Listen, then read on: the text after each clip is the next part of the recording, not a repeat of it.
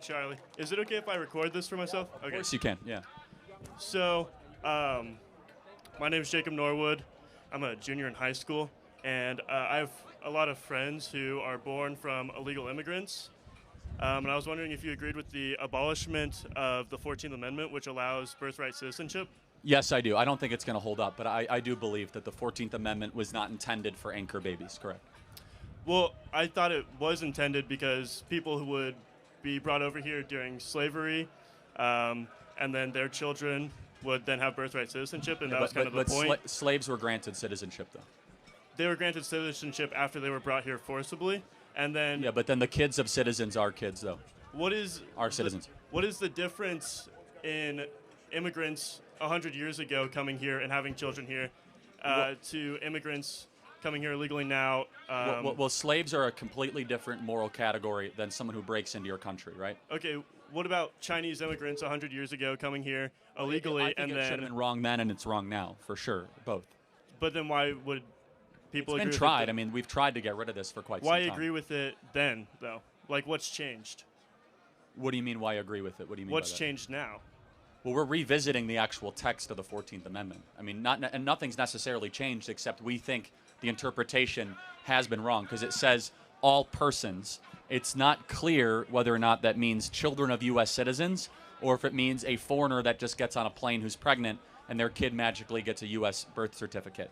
We are one of the only countries in the industrialized world that has birthright citizenship, one of the few. And so, for example, there are tens of thousands of babies born every single year in America of women from China or from Vietnam that get pregnant in Vietnam and China. At about 7 months, they get on a plane, they land and have their baby in America, and that baby gets a U.S. citizenship. I think that's insane. I think it's crazy that you can get on a plane, be pregnant from another country and be a citizen from another country, come here, and then your kid all of a sudden becomes a U.S. citizen. It first of all, cuts in line and it dilutes the meaning of U.S. citizenship.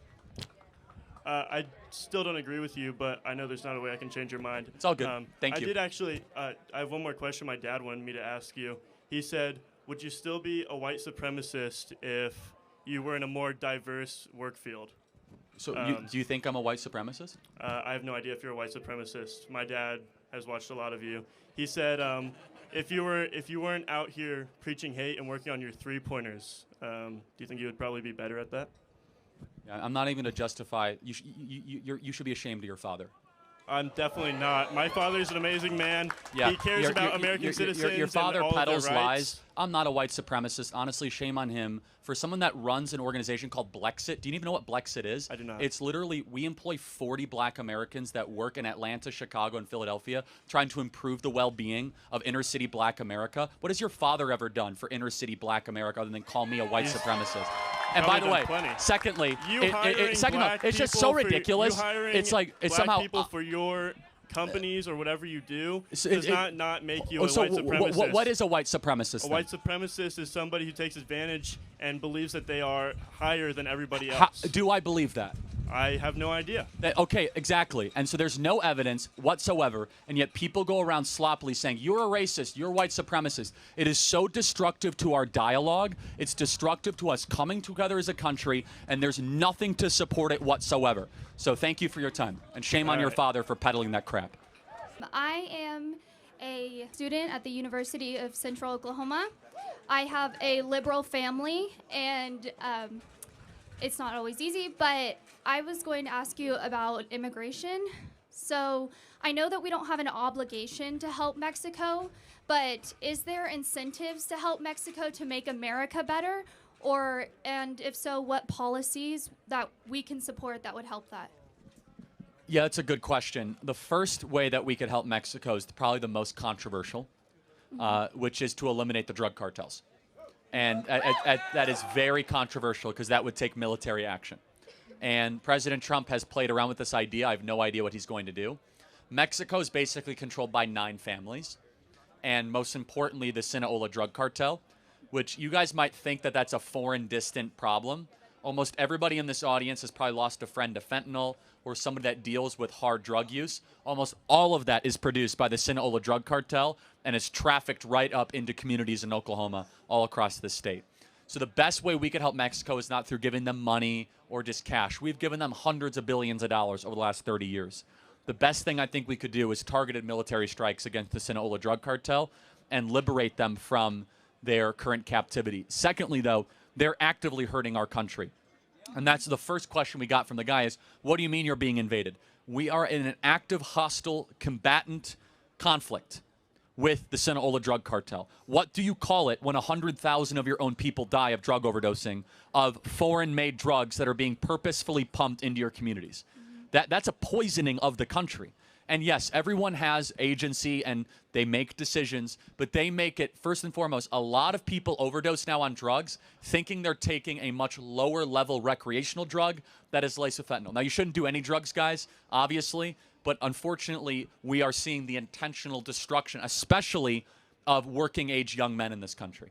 The drug epidemic disproportionately is taking out young men in this country. And so that's what I think we should do to try to help Mexico. Thank you. Thank you. Appreciate it. Thank you.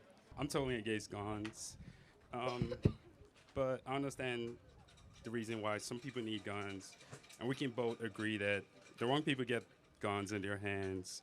But in some states, you don't need a background check for some guns. My question is, what law do you think should be passed to prevent the wrong people from getting guns? It's a good question. Let me ask you where you're coming from. Do you believe owning a gun is a right or a privilege? I think it's a privilege. Okay, so I think it's a right, and that's okay. Let me tell you why. I believe the right for a free people to be able to defend their family from foes, be able to defend their family from government potentially coming after them, is a right given to them by our Creator. It's not given by government. You do not have a free society if you can't have an armed society. That's just definitionally true. So, but let me ask you a question as far as the laws, just so we can, think more clearly about this. You say you're against guns.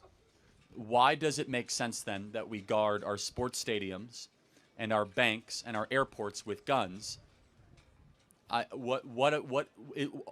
you against guns as a technology, or are you against the people that use guns for evil? The people that use guns for evil. Right. So maybe it's much more of a brokenness of humanity problem or a sin problem, not the actual tool itself. My question was, what are the laws you Yeah, so the laws, we already have federal laws on the books. We do have, federal background checks that are not always enforced. But honestly, I think we should have less gun laws, not more. I know people disagree with this, but I'd love to get your response because it's a right. People should be able to protect themselves as they see fit. In states that generally have more guns, not less guns, like Houston, yes, you do have some more gun deaths amongst inner city gangs, but violent crime tends to go down. And so I don't want to disarm peaceful, law-abiding people just because some people abuse that tool or that technology. And so when you look at gun deaths in this country, there are 30,000 gun deaths a year. 2/3 of them are death by suicide. Okay, so that number shouldn't even been in there. The vast majority of the gun deaths that are related, that are the ones in the remainder, are individuals in gangs and inner cities that use guns in kind of gang violence. So really quickly, what is your issue with guns in America? I think it's pretty easy for anyone to get a gun, and that's kind of a problem. Okay, we just disagree. I think that you should be able to own a firearm and protect yourself. The minute that the government over-involves itself in the selection process of who can own guns and who can own firearms, we start to run into major issues. We will cease to be a free people if we are not an armed citizenry.